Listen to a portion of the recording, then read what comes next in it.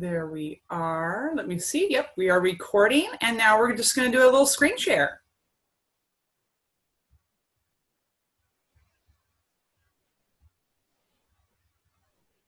All right.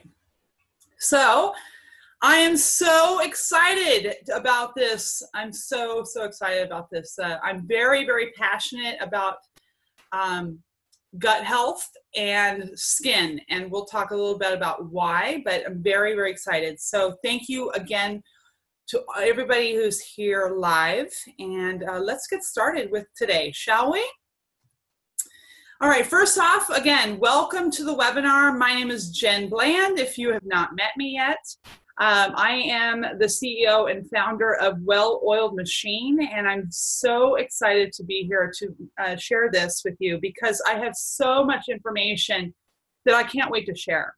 And even in my own trials and tribulations of skin health. So one thing's for sure, what will happen today is that I am going to stick with you guys after the end of the presentation to make sure that all of your questions are answered before you leave here, so that way you are getting some value in getting my time, because I am here for you. And also I will be following this up with an email with the link again, so that way you can watch it again if you wanted to take some further notes, or you wanted to, maybe get some more information that maybe I've not heard the first time. I know sometimes I have to watch things a couple of times. So I have a question for you. How many of us have suffered from any type of skin issues? I know I have. First off, I did not have the puberty skin issues that a lot of people have suffered from when we were in, the high school years. I did not have acne problems until I was in my college years. So just to give you a little bit of tidbit of why I'm so passionate about this is that in my college years, and even until about 3 years ago, I suffered from cystic acne. Anybody else relate? I know that I definitely can relate to that. So with that being said, I have gone to every single doctor known to man, my primary care physician, a dermatologist, I saw people at the salon, and I paid a lot of money for a lot of product. How many else can relate to that? I know I sure can. So I was on Accutane. My skin looked great, but guess what? As soon as the Accutane was gone, my cystic acne came back. And then, and I was suffering. It was painful. I mean, can you imagine a dating young woman trying to make their mark in life? And here I am, got this ginormous volcano on my skin that had to be lanced in order for it to heal. So chemical peels later, estheticians later, dermatologists later, paid a lot of money for chemical peels and skin stuff known to man. It was ridiculous. And then 3 years ago, my life had changed. And we'll talk a little bit more about that as well. But let's get started, shall we? So I am so excited. If you have any questions that you have during this time, just throw it in the chat. And we'll talk a little bit more about the chat. We'll get to the chat after the presentation. So let me ask, okay, how many of you have spent a lot on skincare? I talked a little bit about my skincare and what I've done. And some products may help for a short time, and I absolutely found that. I found that as soon as I changed my products, it got better, and then it went right back to the old ways. And even the prescriptions, whether it was Retin-A, Accutane, and the creams and the antibiotics that were prescribed to me, in the beginning, they worked, and then they didn't. And it was very frustrating to me to have that, because of the simple fact is that I'm spending a lot of money. So did you know that the average consumer spends about $8 a day on skincare? That's a lot of money. I mean, can you imagine $8? That's more than going to Starbucks. And sometimes applying 16 different products to your skin before leaving the house. And that doesn't even count the amount of ingredients on each of those products that you're leaving the house. I read a statistic yesterday that's saying that some women apply approximately 80 something different ingredients to their skin before leaving the house in a day. Does that sound familiar? I know I did it. I absolutely did it. So what could you achieve the skin? I mean, what if we could do this from the inside out, right? What if we could heal our skin from the inside out? And how much time and money that would save us? By improving our gut health, you can achieve beautiful skin naturally. So of course, you know, if you've been around me any sort of time, you know that I'm going to go into the science stuff with you because I love it. I love it, the science, and me and PubMed are great friends. And plus, I like to share. So, of course, what is the largest organ of the body? It's our skin. The average person's skin could cover an area of 2 square meters. Remember, a meter is approximately 3 feet and accounts for approximately 15% of our body weight, making it the largest organ of our body. So unlike any other organs, the skin covers the outside of the body and acting as a barrier to protect our internal organs from outside harm. So the scientific term for the organ or the skin is known as the epidermis, and which is the outermost layer of the skin we can see and touch. So the skin has multiple layers and functions. So shall we take a look? All right, the skin is made up of 3 prominent layers: the epidermis, the dermis, and the hypodermis, or subcutaneous tissue. So the epidermis, excuse me, makes up the outermost layer. We talked a little bit about that. Excuse me, goodness. Thank you. So the outermost layer of the skin, and it provides a waterproof barrier. And this layer of skin is absent to the blood vessels. You know, yes, of course, when we can pick at our skin a little bit and there's no blood that will come, but if you go deeper enough, the blood will come forward. So the palms of the hands and the bottoms of the feet have a thicker called corneum and lucidum, which is made up of different cells for the epidermis of the skin on the hands and the feet, hence why it's a little bit different feel. The dermis is located below the epidermis, containing the connective tissue, the hair follicles, and the sweat glands.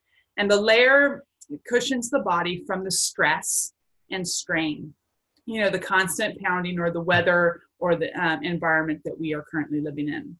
And the dermis, it houses a number of nerve endings. This is where we get our feeling for hot and cold or if something hurts. And that's responsible for the sense of touch.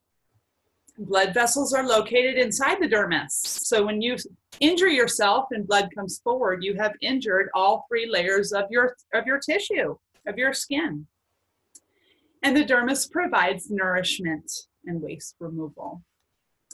So the hypodermis is made up of the deeper subcutaneous tissue, also known as fat, and the connective tissue. Technically, this layer is not part of the skin. Its purpose is to attach the skin to the bones and the muscles and the other connective tissues, as well as supplying blood to the structures of the skin. So what does the skin do for us? Well, the skin performs many functions. It's providing protection from pathogens and creates a barrier between the internal and external environment. Many nerve endings located in the skin to temperature, touch, pressure, vibration, and tissue injury. The skin also provides temperature regulation, which is super important. You know, it's cold outside right now, and we would need that temperature regulation, and our skin does that for us. It's containing a large blood supply of either warm or cool to either warm or cool the entire body. So when there's temperature changes outside. It also helps prevent dehydration. We drink our water to stay hydrated, and we actually can stay there. And it protects us from the weather. The sweat glands, for example, are located in the skin and as a means of cooling the body and excreting toxins. The skin is it's known as our last chimney. And if I've helped you at all with lately, with all of the essential oils, I'll always say that, hey, the skin is the last chimney of our filtering organ, and we have to maintain that. We let the skin do its job to get those toxins out. The skin is also a storage center for fats and water and provides a unique environment for the synthesis of vitamin D. And it is a water-resistant barrier of skin that allows nutrients to remain in the body. Remember that dehydration, and eventually absorbed into the organs. You know, we eat great goodness of food.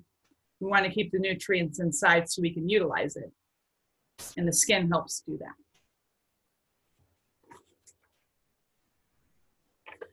So I'm sure it's been in the news lately a lot about the whole antibacterial soap, and how in 14 states antibacterial soap is actually banned. And the reason that is because of the skin flora that is on our skin. And you're going, skin flora? Well, there's natural I guess for lack of a better word, bugs that are sitting on your skin, and they are actually known as skin flora.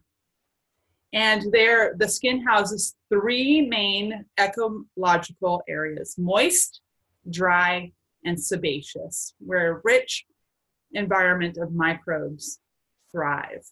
We have about 1,000 species of bacteria that have been identified just on our skin.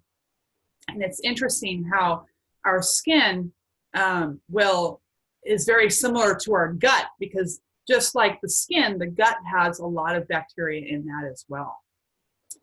And this has been a major area of interest by the National Institutes of Health, launched the Human Microbiome Project to identify and characterize the microorganisms which are found in association with both healthy and diseased humans.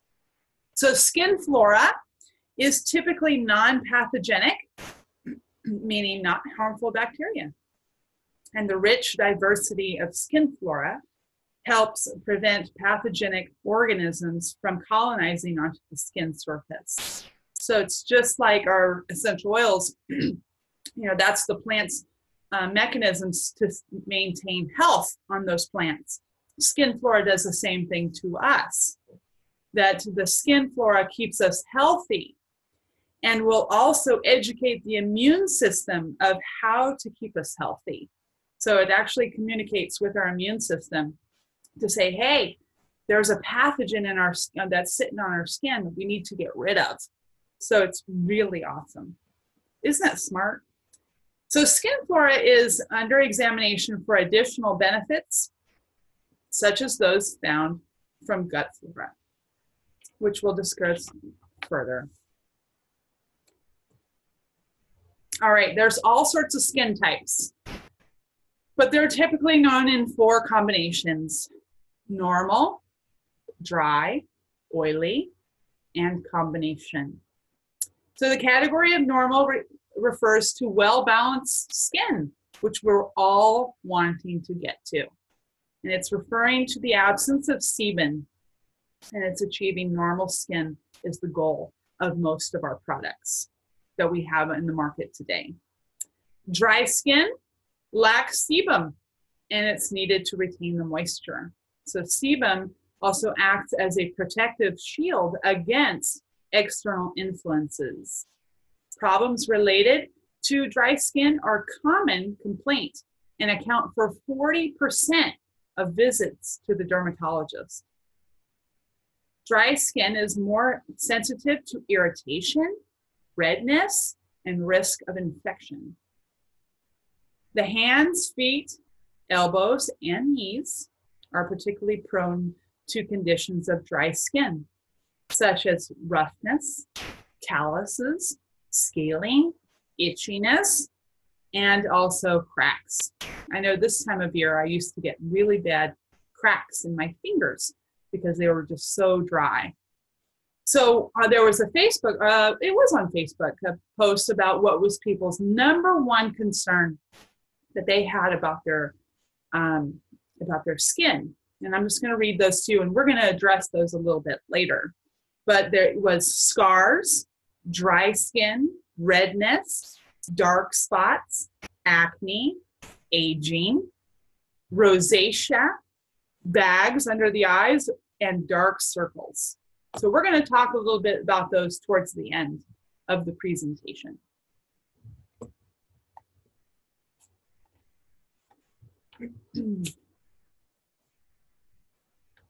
All right, so the GI tract, you're going, okay, how does the gut health affect our skin?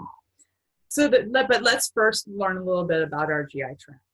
So our GI tract, or gastrointestinal tract, is made up of everything from the mouth all the way to the anus. The whole body as the whole houses a variety of bacterial ecosystems. The gut, known as the small and large intestine, has its own microbiome, just like the skin. Of bacteria not found anywhere else in the body. So yes, the skin has micro-flora as well, just like our guts do, but they're finding that that bacteria is very, very different. So there are over 400 bacterial species, mainly found in the lower bowel. And the stomach is more acidic and houses sparse, not very much bacteria. The gut is responsible for absorbing the nutrients, housing both helpful and harmful bacteria, and excreting waste.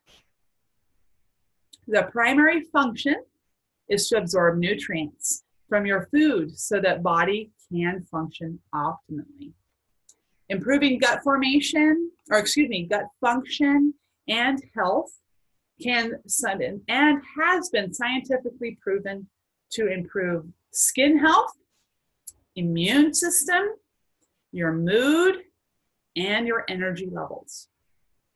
Because the skin and gut both share a number of similarities, we know there is a gut-skin axis.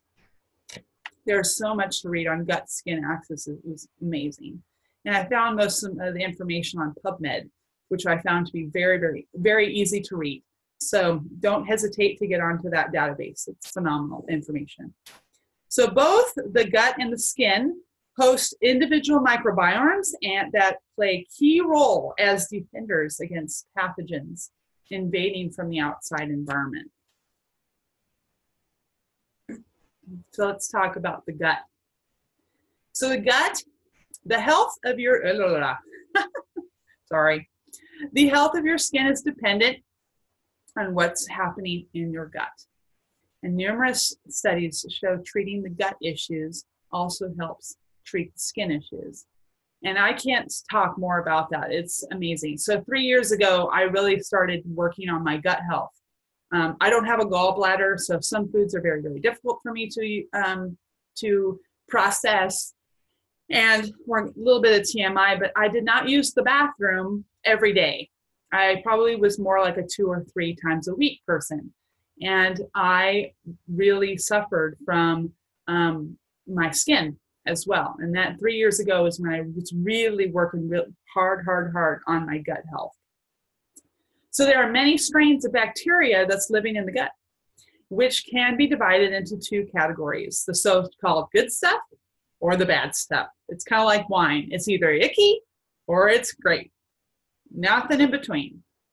So the good bacteria is known as probiotics, and the bad stuff is just known as bad stuff. And there needs to be a balance between the bacteria found in your gut for the proper digestion of foods and the synthesis of vitamins that your body needs. However, when the bad guys take over, the bad bacteria takes over, this can result in underlying gut issues and other conditions. So one of the many functions of the gut is to create a barrier, keeping things out. In a healthy gut, nutrients can enter, but toxins and other harmful elements cannot. So let's take a look at some gut conditions as well. All right, some gut imbalances. So a lot of people have different things, but for some, let's just say it's a SIBO, and that's an acronym for small intestine bacterial overgrowth. And that occurs when the bacteria from the colon forms in the intestines where it does not belong. And then, or how about gut dysbiosis? This creates an environment where harmful bacteria just takes over. And this increases in harmful bacteria have been shown to play a role in many skin issues. IBS, that's another gut imbalance. Irritable bowel syndrome. Celiac, that's a horrible disease that people get. How about acid reflux? That is also a gut imbalance. Or how about low stomach acid? That is another gut imbalance. So or parasites. How about a common yeast infection? I've had a couple of my people that I've helped within my company that people have suffered from yeast infections over and over and over again. They use the yeast infection medication, and then it comes right back. These are all conditions that can be leading to a leaky gut syndrome. So what is a leaky gut syndrome? A leaky gut syndrome is the consequences of various waste, bacterial imbalances in the gut, where bacteria attacks the gut wall, disrupting the barrier protection. And substances can leak into the body. That includes bacteria, viruses, fungus, incomplete digested food. Can you imagine having food not digested circulating around in your body? Or even toxins from bacterial metabolism. And the consequences can be severe. Some chronic inflammation can occur, placing additional stress on the skin. Because remember, our skin is our last chimney. When we have all these bacteria that's coming around inside the body, your skin is trying to get rid of the bacteria in any way it can. So food allergies also can develop due to leaky gut, and food allergies can develop as the immune system is identifying the food particles as invaders. So the immune system will kick in, causing a food allergy. And then, of course, nutrient deficiencies. We're having nutrient deficiencies because people cannot absorb the nutrients from their food that they're eating. So if you go out and you buy, good, organic, beautiful food that's supposed to provide nutrients, when you have leaky gut, you're not absorbing those nutrients, and you have to take care of that part. All right. So let's connect the two between the gut and the skin. So there's extensive research on gut flora, we now know that many conditions are either caused or worsened by an improper balance of gut bacteria. And some skin conditions specifically caused by poor gut bacteria or gut health include acne, facial redness, eczema, psoriasis, dry skin, rosacea, and dermatitis. These are just common conditions many individuals experience. And skin conditions are typically symptoms of something else going on in the body, such as various gut imbalances. Yep, I know I suffer from those too. All right, let's talk a little bit about acne. So you heard a little bit about my story of actually having adult cystic acne, but and then there's some that have it during those high school years when you're going through that puberty change, the hormonal imbalances. But acne is the most common skin condition affecting over 85% of people at some point in their life. And did you know the average age of person in our society to have a problem with acne is now 26? It used to be the age of 20 was the average age in our society. So people are getting a little bit older now experiencing an acne. Well, it was once believed that eating greasy foods like French fries led to acne. We now know that intestinal microflora is to blame in many cases. So one study examined a group of acne sufferers and found SIBO, small intestinal bacterial overgrowth, in over half of the group. The SIBO group patients were divided into two groups. One treated with intestinal microflora correcting agents, and one group was not treated with anything. And the group treated with the microflora correcting agents healed from the acne twice as fast. Another study examined the effect of fermented beverages, so kefir, kombucha, and that group found that reduced inflammatory acne by 40% compared to the group that did not get those fermented beverages. Other studies have shown that SIBO, small intestinal bacteria overgrowth, is 10 times more prevalent in rosacea acne sufferers than healthy controls. And the research is clear. There is definitely a connection between the gut and the skin. So how do we do that? Let's find out. Let's talk a little bit about digestive enzymes. Digestive enzymes are amazing, and they are definitely necessary to break down foods. And when you are able to break down your foods, you actually can absorb those beautiful nutrients that we're getting from our food. So a lack of digestive enzymes has been linked to poor absorption of fat and protein. And yes, we need our fats, which are both, and proteins, which are both essential for healthy skin.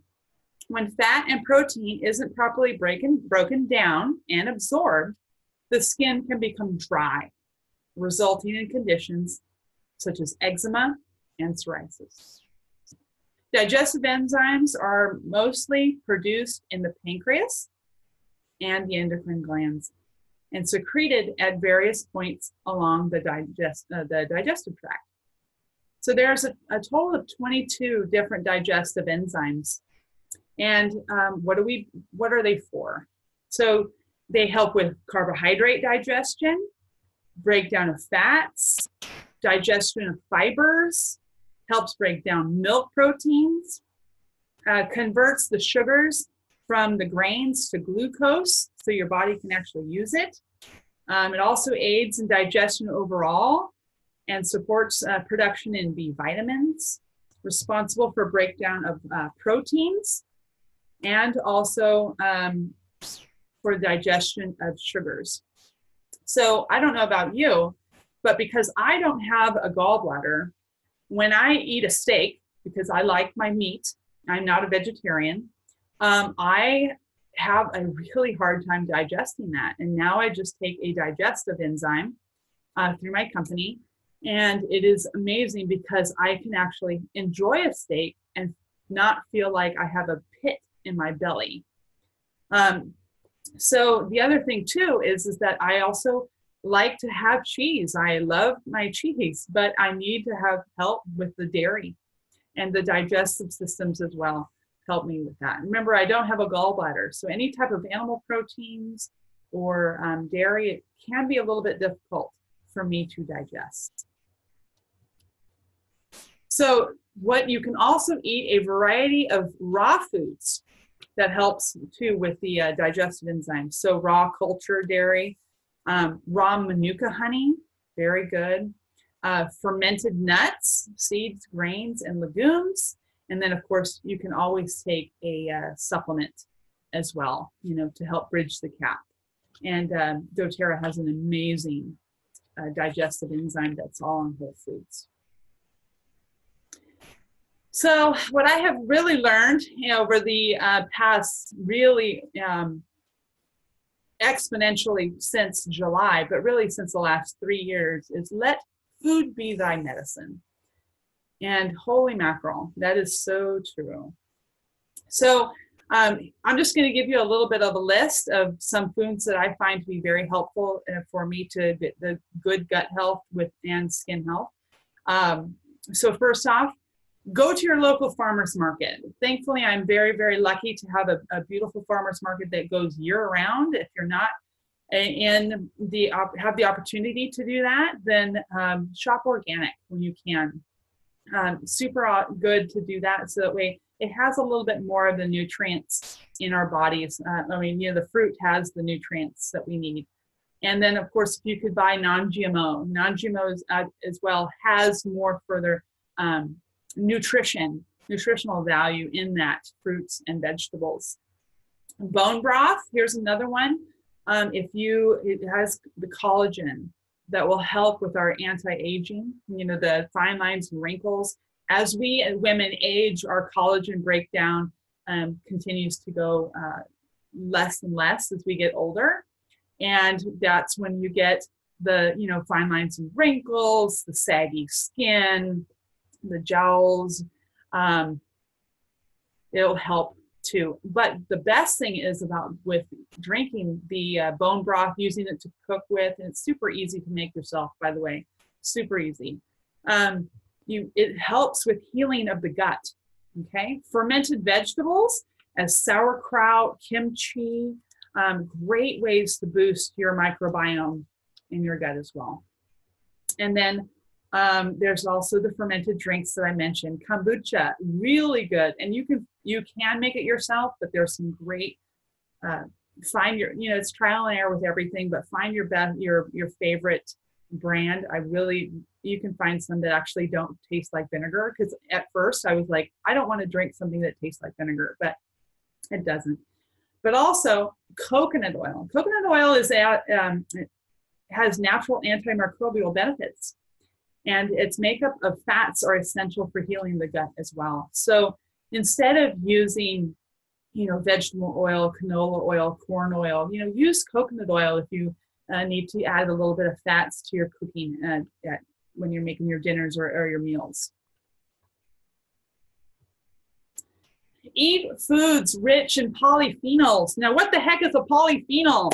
Polyphenol are antioxidants, and we need these antioxidants to fight inflammation, to change our DNA, and it helps also with LDL oxidation. So, and also when you have our antioxidants high, you know, your free radicals are low. That means your inflammation is low. So what the heck, where can we find these polyphenols? You can find them naturally in plant compounds that are not fully digested, so they can make their way to the colon. That's the best thing. You got to bypass that beautiful stomach to get into the small intestine and into the colon, so the polyphenols can be absorbed and digested by gut bacteria, not in the stomach, and increase the quality of the bacteria. So good sources of polyphenols are cocoa. I know, raw cocoa, grape skins, hence the picture of grapes, green tea, awesome, almonds, onions, blueberries, broccoli, just some ideas. Or you can also take a supplement of polyphenols. I know doTERRA's in their vitamins pack one pack, one of the bottles is strictly polyphenols that goes, it's the fire hose of your body. It's amazing. Okay, whole grains. We need our fiber. You know, whole grains contain a ton of fiber that are non-digestible carbohydrates, such as beta glucan. So when carbs aren't broken down fully, they enter the large intestine where they can be broken down by the microbiome and promote the bacteria growth of beneficial bacteria. So when we say whole grains, that's why we need it. We need it to get into that excuse me, into that colon and really get into good bacteria, benefit the good bacteria. So some examples of some whole grains: whole wheat, oats, rye, barley, brown rice, and quinoa. Quinoa is so good, so good. Let's talk about probiotic or prebiotic, excuse me. So prebiotic is so good. Prebiotic foods are those which feed the healthy bacteria, and known as probiotics. So prebiotics promote the growth of beneficial microbiome in the gut. They mainly consist of complex carbs or fiber known by the body that the body can't digest. Instead, bacteria break them down for fuel. So numerous studies have been reported that prebiotics can promote the growth of many healthy bacteria in our gut, which we want. We want healthy bacteria. Get lots of good stuff, not very much bad stuff. So foods that contain prebiotic fiber and support healthy gut include legumes, oats, bananas, berries, asparagus, garlic, leeks, and onions. All right, some fermented foods. You know, I love the ginger that's in sushi, I will not lie. And I have a tendency to eat that a lot because I know it's fermented, it's pickled, you know, so I want to eat those. So fermented foods are rich in lactobacilli. It's a beneficial bacteria. A diet rich in fermented foods have been shown to improve good gut bacteria. And it reduces the bad guys. So again, lots of good stuff, get the bad stuff out. In a study examining individuals consuming plain yogurt, regularly found where have fewer enterobacteriaceae, a bacteria associated with inflammation and a number of chronic diseases. So numerous studies also have shown that fermented foods enhance the function and composition of the microbiota. So which fermented foods should we eat?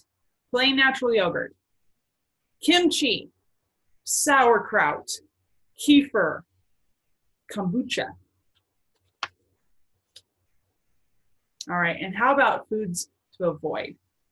Now, my mother always told me that if you eat something, it doesn't make you feel good, don't eat it anymore.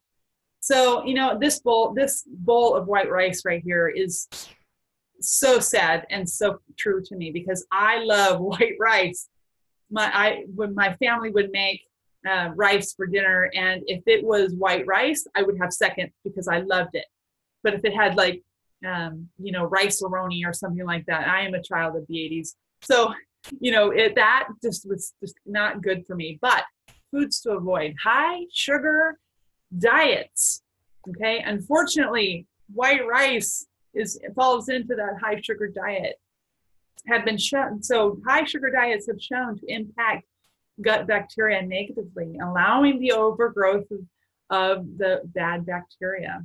That bad bacteria loves sugar, goes after it, and says, "Thank you so much for eating this high sugar diet, so that way I can continue to feed and grow great bad bacteria." So additionally, sorry, I digress.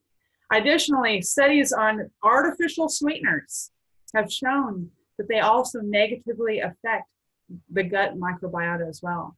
So artificial sweeteners, Yeah, I know. No, it's just that. So avoid refined grain products as well. So wheat flour, white rice, enriched bread, get that whole grain stuff. So other inflammatory foods that negatively affect our environment include gluten, dairy, corn. Sadly, here in the United States, corn is the #1 GMO product in the United States. And if you wanted to grow non-GMO corn here in the United States, you have to order your seeds from Europe, which is so sad. Soy, caffeine in moderation, because I still drink my coffee, and alcohol. All right, let's talk supplements a little bit. We got to bridge the gap, right? Because let's be real, if we're going to really get all the nutrients that our body needs, there's just no way we can eat what is necessary every day. So as a lot of you know, I do represent a company by the name of doTERRA Essential Oils, and their supplements are hands down the best that I have ever tried. I have tried a bunch of them. I've taken supplements my whole life. I would do the 1 bottle try. If I didn't feel any better, I never got them again. And unlike these supplements that I'm currently and have been taking for 3 years, every single day, even if I miss my morning dose, the afternoon, I'm like, what is wrong with me today? And I go, oh my gosh, I haven't taken my vitamins. And so let's just talk a little bit about them. And the supplements that I do recommend, I'm going to talk about 4 different products and 3 products, 5 total. So the first one is Lifelong Vitality. So the Lifelong Vitality, really quickly, it's a 3-bottle system. The first bottle is your multivitamin, and it's 22 vitamins and minerals, all whole food. We need those whole foods. And when we have the whole foods, our body will actually absorb them. When we take a synthetic vitamin, our bodies will only get 8%, will only absorb 8% of that whole food, that synthetic vitamin. And that's such a shame. So when you're looking at your labels, if you're looking for something of whole food, you want to see folate instead of folic acid. Remember, folic acid is made in a lab, but we as women need our folate. Excuse me. Another thing to look at is the ascorbic acid. Ascorbic acid is the man-made version of vitamin C. So again, we want that vitamin C, not ascorbic acid. So the second bottle would be our omegas, and that takes care of good heart health and brain health, skin health, which is why we're here. It also had joint health, let's see, heart, skin, eye health, heart health, brain health. Yep, I think I covered them all. And then the third one is the polyphenols that I touched a little bit about that in this. It's our polyphenols. That's our fire hose for our entire body. That gives us those polyphenols, which are nothing more than antioxidants to help with our whole body inflammation. The fourth product that I'll talk about is our Terrazyme. Terrazyme is that whole food enzyme, that digestive enzyme. And just to make sure that we are getting, we eat our food, we want to take that digestive enzyme to make sure that we are breaking those foods down into nice, beautiful amounts that our body can actually absorb and take in. Because wouldn't it be wonderful to eat beautiful food, nourishing our body, and now we can actually absorb the nutrients. The fifth and final product, that a supplement that I'll talk a little bit about, is the probiotic. Now, the doTERRA probiotic is a little very different than a lot of them are on the market. They're double encapsulated. They do have the prebiotic that we talked about as well, along with our probiotic. And that is double encapsulated, timed release. So that way the capsule will open when it gets to the small intestines, because that is super awesome. You know, probiotics don't, as you already know, because I educated you a little bit on our stomach. Our stomach does not have bacteria in it. It should not have any bacteria in our stomach at all, because it's too acidic. So we want those pre and probiotics to bypass the stomach and get put into our intestines. So that way we're going to be feeding our gut those beautiful goodness. Okay. And then, of course, we just bridge the gap on that. So I have a long list of references of where I've took my information from this presentation today. A lot of it is on PubMed. I'm a huge proponent of getting a lot of my information from, you know, PubMed. If you don't know what that is, that's basically where all the Western medicine doctors do a lot of their trials, and do all of their studies and everything like that. And then it's put into a database known as PubMed. You can absolutely look into it. I recommend that everybody go in there and look at it. I do it regularly just to make sure that I'm trying to stay up on the latest stuff. And then a lot of it comes up from other doctors that I really, really do trust. Dr. Hyman is one of those. Dr. Axe is another. Dr. McCullough is another of the references. But if you want the full list, shoot me up, give me an email back, and say, hey, I want the list of some references that you gave. And I can definitely get that list to you, okay? So before we close today, I'm just gonna go over the post on social media. A lot of people put in there of what their concerns were. And I wanted just to give you some, I wanted to answer those questions. You know, people are asking about what their number one priority for their skin health. And so let's just go through it. So scars, for one. Scars is definitely, you know, when you're taking care of your gut is, and you're decreasing the whole body inflammation, your scars will actually go away. When you're on a grass-fed diet or eating, you know, the good organic food, you are feeding your intestinal tract with good gut bacteria and helping with the fatty acids. When your fatty acids are higher, it's nourishing the skin, and then in turn your scars will start to diminish. Another one that somebody had mentioned on the Facebook post in regarding their number one skin issue was rosacea or redness. I'm going to combine these two because a lot of the information that I had come across was on both of those. So that is a gut bacterial imbalance. So some ways to do that to help clean you out. Number one is using the digestive enzymes. Super awesome to use those to make sure that you're getting in the nutrition that you're intaking every day. Another product that I will discuss in regarding with doTERRA is called GX Assist.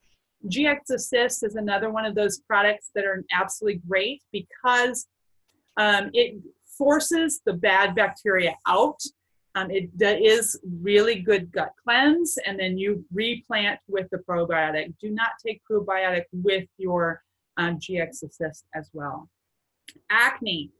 We talked a little bit about acne as well, but I'll just make sure you remember inflammatory foods. So we had talked a little bit about which ones those were.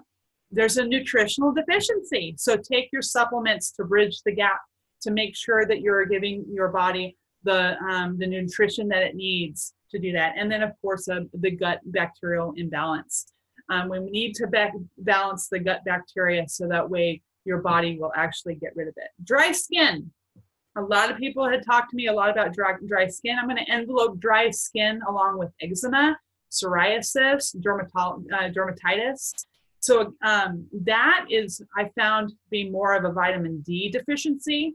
And when you have a vitamin D deficiency, that's very, very common this time of year because, you know, how many of us are going to work when it's dark and we're coming home when it's dark? So we don't see the sun or even on a cloudy day, Monday through Friday. Super important that if you can't get outside, at least go have your lunch sitting next to a window. When I worked in the hospital years and years ago, I was one of those people. I had horrible seasonal depression, and I would I couldn't leave the building, but I could go sit next to a window for a half an hour and eat my lunch. And when I started to do that, my vitamin D started to come up because my body was seeing the daylight. Again, gut bacterial correlation with the dry skin. And then, of course, dehydration. So when you're taking your omegas, you're feeding that beautiful, you're nourishing your skin with those fatty acids. So dark spots, I'm gonna envelope dark spots with the anti-aging and dark circles around people's eyes. Too many free radicals in our body. We need to increase the polyphenols that we're having in our body. So again, if you can't eat the polyphenols, then get those through the Lifelong Vitality Pack with doTERRA. The whole bottle is for your polyphenols. Collagen. As we age, our body does not make collagen and elastin anymore. We diminish it as long as older and older we get. And it is very sensitive to lifestyle habits. So if you are intaking a lot of sugar, and to me, sugar is a blanket term for all the processed foods and carbohydrates. That all turns into sugar, which that sugar will attack the collagen making and elastin making in our system. So we want to actually get rid of that sugar so that way our skin tone will actually be a little bit better. And then, of course, I just talked about the sugar. So rosacea. Rosacea is a gut imbalance, a gut bacterial imbalance. So again, get the good stuff there and the good bacteria, get the bad stuff out. And then last but not least, the bags under the eyes, okay? So polyphenols, again, because that helps with that collagen, which will help with the bags of the eyes. And gut bacterial imbalance again. And then, of course, stress. I can't say it enough. We in our society, we just don't take time for ourselves to de-stress. And then, of course, rest. Get some rest. Try to get the rest that you can. But this takes time. So don't think that, if it took you, like for me, I'm 41 years old. I've had 41 years of just hammering my body. So it's not going to take me an overnight. It's going to take me some time to get, redo the things that I have just done. So I hope this is helpful. Let's unmute everybody, shall we? So that way we can actually talk. I'm going to share my screen here, and that way we can unmute all. All right. Any other questions for today on today's presentation?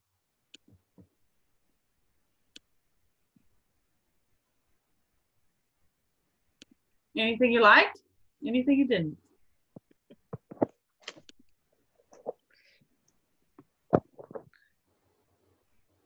All right. Well, I hope that you guys found this informative, and so thank you again, you guys, for being here and taking time of your day. It was awesome, and I hope that this gave you some value. And feel free that once you get the email, if you're like, hey, I think this information would be helpful for you, feel free to forward that email to your friends or family or whatever you need. So, all right. Thank you. Thank you so much, you guys. Wait, for some reason, I think I heard somebody talk, and I don't, oh, somebody chatted. Okay, let's see here. Where's the chat? Having a household noise. Oh, no big deal. I am so happy that you're here, Cindy. So thank you so much for being here. And you guys have a wonderful day. Stay dry out there if you're experiencing all this rain. Bye. Thank you. All righty. Bye.